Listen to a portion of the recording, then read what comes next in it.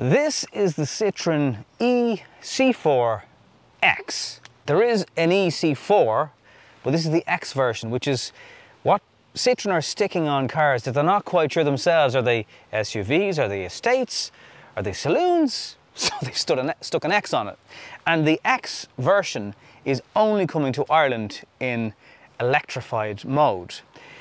And there's one drawback because of that, which I'll tell you about later on in the video. But as I film this car today, there's a heat wave across Europe.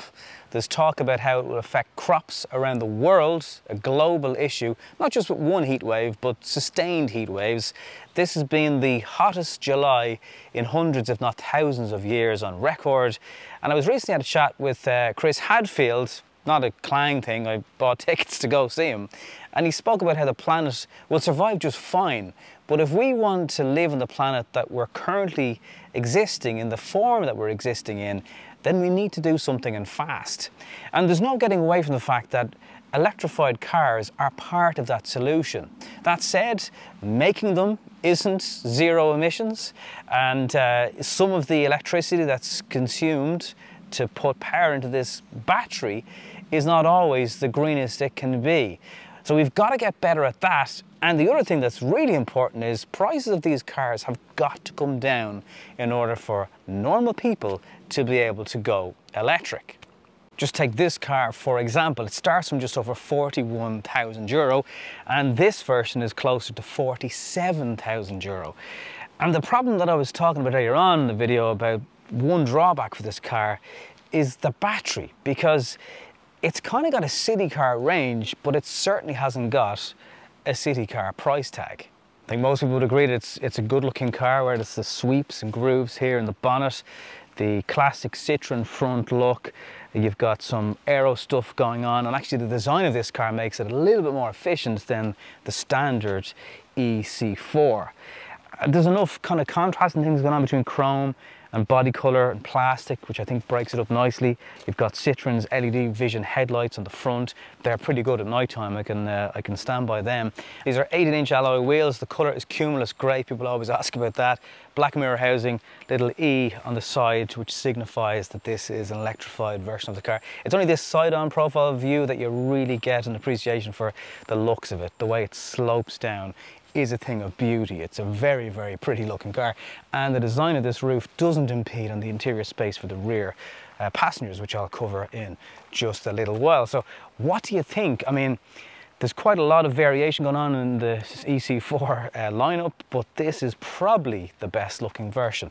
It also doesn't have the huge roof spoiler that the EC4 has, which kind of impedes your view out the back. Even straight on at the rear, still a pretty car.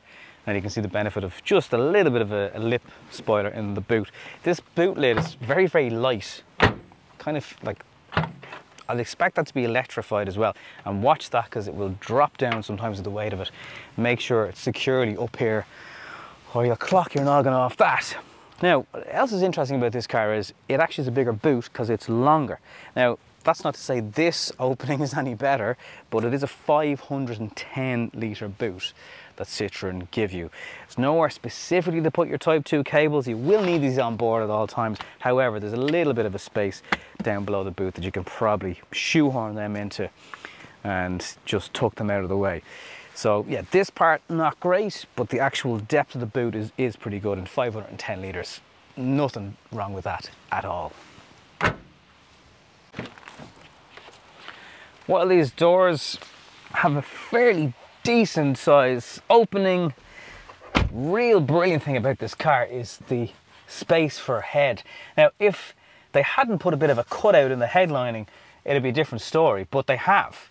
Now, while the glass roof doesn't come all the way back in here, which is, you know, a little bit disappointing, and certainly the material around it is quite, I don't know, just flexible, more flexible than it should probably be. You do have space for feet, knees, elbows, knees and toes. You have an armrest if you are just carrying two people in the back. Very, very comfortable. And yeah, I can't Like, it's a great design because it's so coupe-like on the outside, but there's still plenty of extra space. And you have a USB-C and a charging port with your own vents in the car. There's also 4 different packs. You've got Flare and Feel and Plus. They offer various different levels of things. Some will give you heated steering wheel, some will give you glass roof if you spec that, some will give you nicer alloys and leather seats and things like that. So depending on whether you want heated seats, because some Citroen models give you a heated steering wheel and not heated seats. And there's something else very quirky about this car up the front in the driver's seat that I'm going to demonstrate to you now in a second. But it's quite a variation, so it's like 41 and a bit to 45 and a bit. That doesn't change the performance of it. It's still 136 brake horsepower and it's still a 100 kilowatt motor. So in such a weird, quirky Citroen way, this car has electric seats for up and down, right?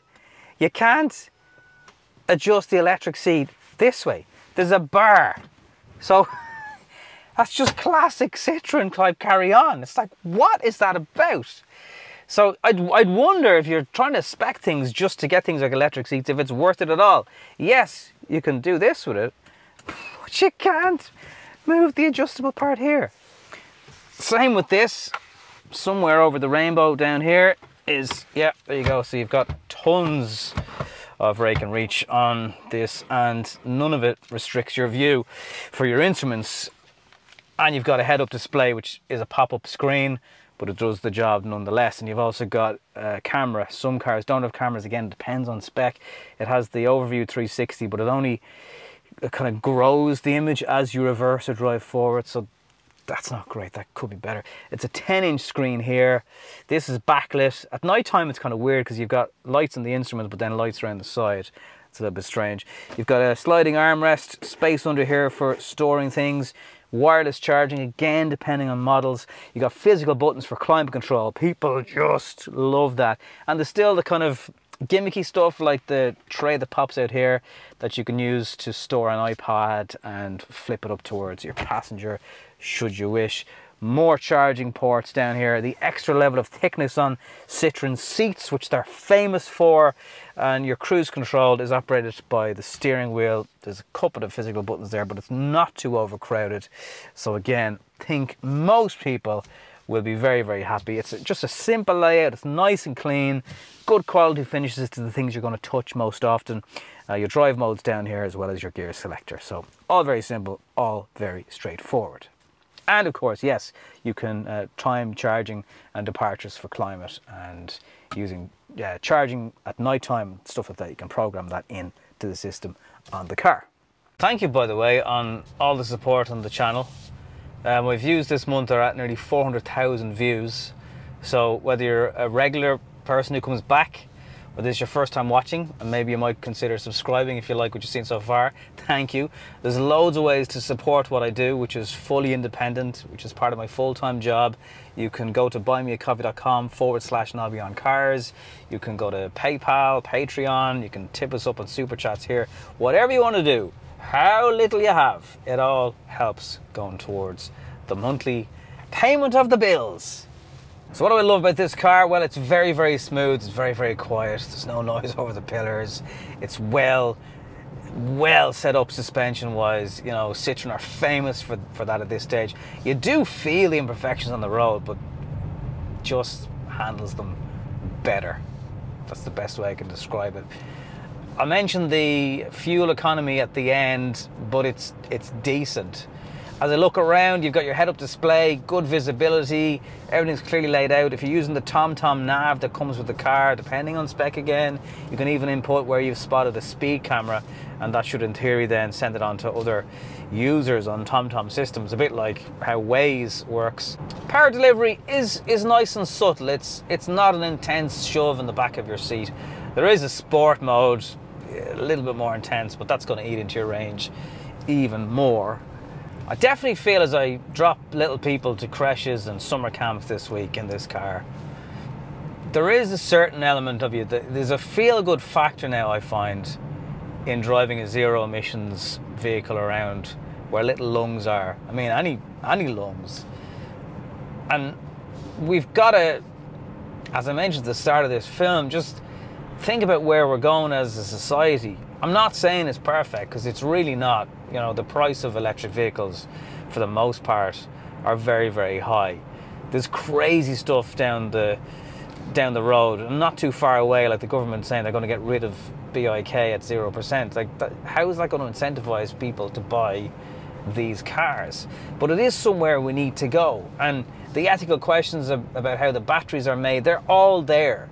But that's not to say that fossil fuel cars have a halo over them. You know, think of lung cancer incidents and how people spend time in hospital because of various respiratory related issues with pollution, and cars are playing a part in that. There's no two ways about it. Back to the C4X specifically though, and there are times, so very, very comfortable, very spongy ride, but the trade-off of that is handling. Now, when you're pushing this car to its limits, and I don't think a lot of buyers of this type of car are going to do that, but that's when you feel the weight. That's when there's a bit of body roll. That's when if you come into a corner too fast and you're braking late, that's when you feel the law of physics applying themselves to your seat of pants feeling, and you will stand on the brakes to bring it all down. Now, speaking of brakes, they're a little bit spongy. There's a lot of movement before you really do feel the braking effect of the car.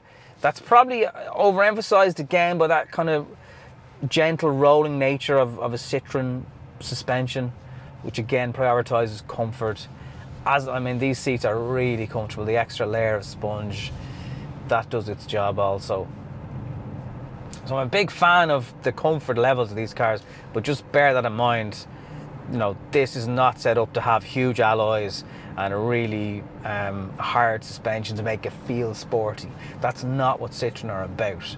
And once you're very clear about that, when you get into them, then it's fine. It truly is a car for just kind of gliding about, and it does that job very, very well. But one of the other upshots of the battery size, because I'm going to get into the battery size now in a second, is that it'll be fairly cheap to charge compared to a 60 or a 70, maybe even a high 70s kilowatt hour battery, which, for example, the ID3 from Volkswagen comes with. So it is time for my summary on the C4X. So you're probably wondering by now, I've come this far in the video, Nobby, come on, tell me what's the biggest drawback in this vehicle. Well, to me, it's the battery size. It's 45 kilowatt hour usable, and in 2023, never mind a couple of years ago, that's just too small. I mean, it's 50 kilowatt hour gross, and it'll give you a range of maybe 350 kilometers, and on a motorway at a constant speed, maybe 200 kilometers. And it's just too big a car for that size battery. It's fine if it's in the E208, which this shares the platform with, but it's a heavier car. It's going to carry more things. And the price of it is not a city car price. So, you know, at the upper echelons at €47,000, 45 kilowatt hour battery is just too small. Now, there's some pluses with it. It will do 100 kilowatt charging. You'll put 100 kilometers into it in 10 minutes using a 100 kilowatt charger. Wall box is 7.1, doesn't have an 11 on board. And using a 50 kilowatt, it's about 45 minutes, I think, thereabouts, whereas if you get a 100 kilowatt charging speed, you'll do 0 to 80% in 30 minutes. So those credentials are good, but I just think the battery size needs to come up. If this was a 60 kilowatt hour, different story. But I just think for the price, with the size, the battery size could try a little bit harder. Aside from that, well spec'd, loads of safety, loads of kit, really good looking car. Really good looking car, in fairness. Very comfortable, classic Citroen suspension, and just works, and you know, just kind of glides you around. As long as you don't feel the imperfections on the road, it's just better than a lot of other cars. So it is worthy for a look, there's no doubt about it, but I just have to come back to that 45 kilowatt hour battery size. If you're not doing the miles, it's all right, and it's pretty efficient. Like, I've seen it doing 11 kilowatt hours per 100 kilometers. It is summertime, the aircon was off, but even with the aircon on, it'll do about 15. So economy credentials also good. You know, that aero design of the car obviously helps. But 45 kilowatt hour battery. Thank you very much for watching. I'll see you on the next one.